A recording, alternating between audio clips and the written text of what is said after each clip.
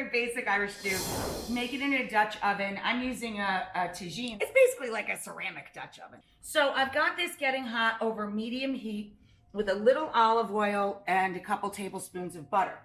I have 2.5 pounds of beef chuck that I've cut into kind of a little bit on the large side, bite-sized pieces. So I have a transfer platter on the back counter.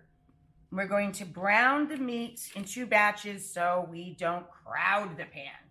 That's about half. Now, the flour itself, I seasoned with kosher salt, fine black pepper, white pepper, and about a half a palmful, 1.5 to 2 teaspoons of some sage, dry sage. And so we just dredge, shake off excess, and let this start browning. And then while the meat is browning, you work on slicing up what goes into the pan when the meat comes out. And that is 1 large onion and 6 shallots. Okay, when we get the last bits of browned meat out, can you hear me over that sizzle? If you needed to, you could add a little more butter. I think that's still pretty good though. Now we're just gonna slide in the onions, shallots, and bay. Cover them for a couple minutes with salt and pepper to sweat them. Lid off. So now we've sweat our onion and shallots and bay. And you see there's still some stuff down there from the browning of the meat. First, we're gonna add a splash of brandy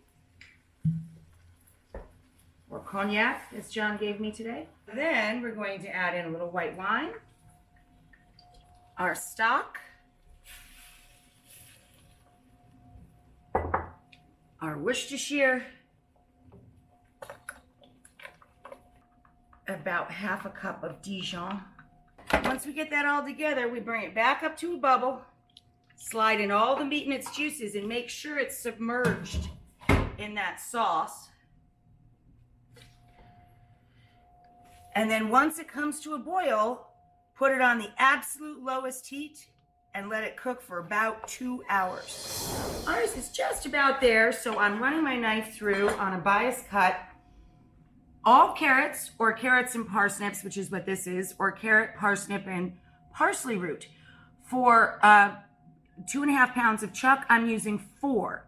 And we add this and about 1.5 pounds of potatoes at the end, so that they don't overcook and turn to mush, of course.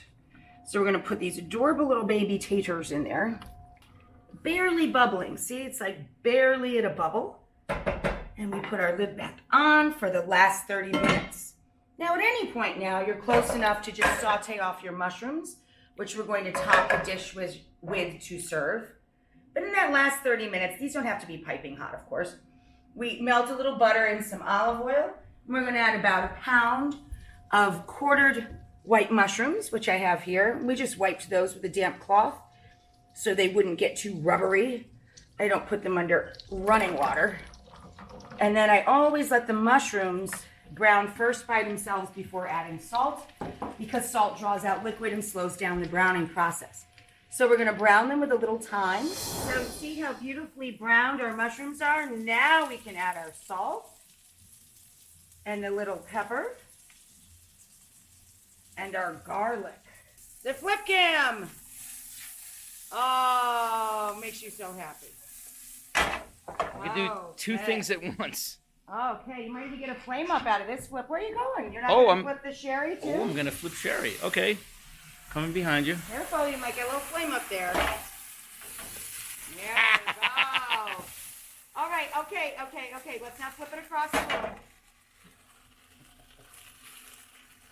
And there's sherry garlic mushrooms. Of course, we're going to let the alcohol start and finish to burn off a bit. And we finish with the brightness of some lemon juice. So now the mushrooms are done. We're going to keep ours on the side, but you should put them right on top of your stew. Here's our stew. Stir in the grainy Dijon. Put that beauty right on a trivet and serve from the bubbly pot. Some nice crusty baguette.